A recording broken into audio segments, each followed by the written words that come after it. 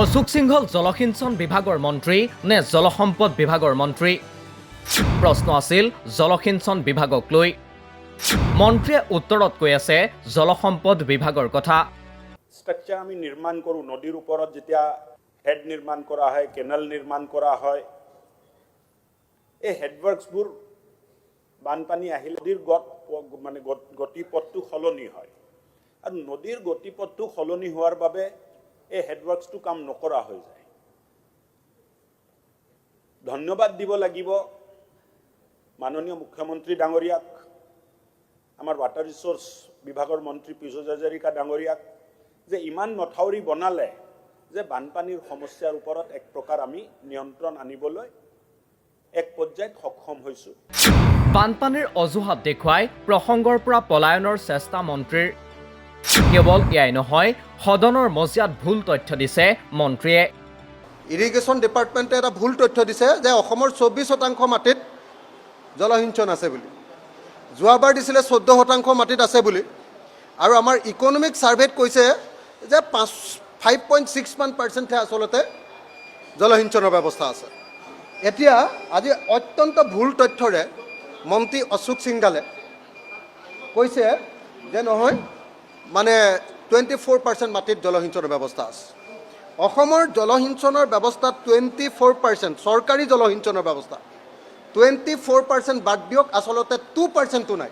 প্ৰশ্ন আছিল অসমৰ খেতিপথাৰত কেতিয়ালৈ সম্পূৰ্ণ হ'ব 100% জলসিঞ্চন?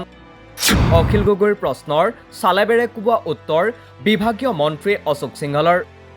অশোক সিংহলক উভতি ধৰি অখিল গগৈৰ দাবী, অশোক সিংহল অসমলৈ বেপাৰ কৰিবলৈ আহিছে। অসমৰ পথাৰ দেখিয়েই পোৱা নাই জলসিঞ্চন মন্ত্ৰীয়ে। অশোক সিংঘাল বেপাৰ কৰিবলৈ অসমলৈ আহিছে।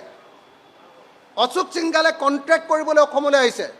তেওঁ অসমৰ মাটি পানীৰ লগত কোনো সম্পৰ্ক নাই। এই মানুহজনক জলসিঞ্চনৰ মন্ত্ৰী পতাটো অৰ্থহীন, আৰু সেইকাৰণে মই বিধানসভাতে আজি দাবী উত্থাপন কৰিছোঁ যে অশোক সিংঘালক জলসিঞ্চন মন্ত্ৰীৰ পৰা বৰ্খাস্ত কৰিব লাগে, আঁতৰাই দিব লাগে, আৰু অসমৰ মাটিৰ লগত সম্পৰ্ক থকা মানুহ এজনক জলসিঞ্চন মন্ত্ৰী পাতিব লাগে। তৰাযুক্ত প্ৰশ্ন নং 122ত শিৱসাগৰ সমষ্টিৰ বিধায়ক অখিল গগৈয়ে সুধিছিল 2024-25 বৰ্ষত অসমৰ নেট এগ্ৰিকালচাৰ লেণ্ড কিমান হ'লগৈ। এই বৰ্ষত অসমৰ কিমান নেট ইৰিগেটেড লেণ্ড আৰু গ্ৰছ ইৰিগেটেড লেণ্ড আছে, আৰু ই অসমৰ মুঠ কৃষিভূমিৰ কিমান শতাংশ? এই প্ৰশ্নৰ উত্তৰত জলসিঞ্চন মন্ত্ৰী অশোক সিংহলৰ উত্তৰ, 2024-25 বৰ্ষত অসমৰ net agricultural land 28.62 lakh hectare আৰু gross agricultural land 34.94 lakh hectare. এই বৰ্ষত অসমৰ net irrigated land 6.95 lakh hectare আৰু gross irrigated land 8.80 lakh hectare. ই অসমৰ কৃষিভূমিৰ 24.28%। বিভাগীয় মন্ত্ৰীৰ এই তথ্যৰ পাছতেই উলটি ধৰিলে অখিল গগৈয়ে। অসমৰ খেতিপথাৰত এটোপালো জলসিঞ্চনৰ পানী নাই বুলি দাবী অখিল গগৈৰ। এইবিলাক অদৰকাৰী কথা কৈ আছে ছাৰ। যিজন মানুহ ইৰিগেশ্যন মিনিষ্টাৰ হৈছে, তেওঁ অসমৰ পথাৰ দেখিয়ে পোৱা নাই ছাৰ। বহক না, তেওঁ উত্তৰটো দি আছে। বিভাগীয় মন্ত্ৰীৰ এই উত্তৰক ভুল আখ্যা দি সদনতেই উভতি ধৰিলে বিধায়ক মনোৰঞ্জন তালুকদাৰে। মাননীয় স্পীকাৰ ছাৰ, মন্ত্ৰীয়ে যিটো উত্তৰ দিছে এইটো কোৱেশ্যনত অখিল গগৈ যি তথ্য তেওঁ আমাক দিছে, এই তথ্য তেওঁৰ বিভাগৰ মুৰব্বীসকলৰ পৰা লোৱা তথ্য বুলি কৈছে, কিন্তু মই আশ্চৰ্য প্ৰকাশ কৰিছোঁ।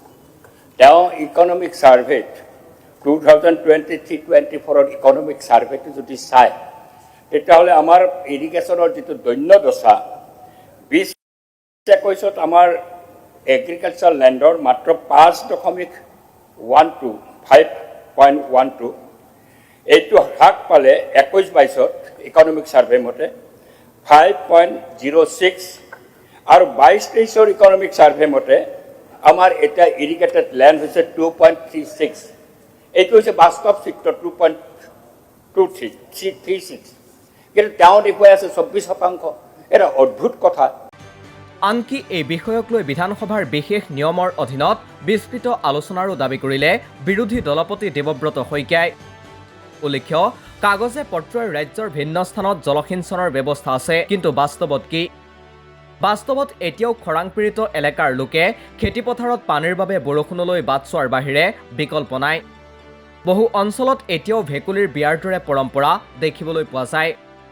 সেয়ে বিধানসভাত অখিল গগৈৰ প্ৰশ্ন, অসমত কেতিয়া শেষ হ'ব ভেকুলীৰ বিয়া পতা পৰম্পৰা? সদনত বিভাগীয় মন্ত্ৰীৰ যি চালাইবেৰে কোবোৱা উত্তৰ, তালৈ চাই এনে নালাগে যে বিজেপি নেতৃত্বাধীন এই চৰকাৰে আগন্তুক 10 বছৰতো 100% কৃষিভূমিত জলসিঞ্চনৰ ব্যৱস্থা কৰিব পাৰিব।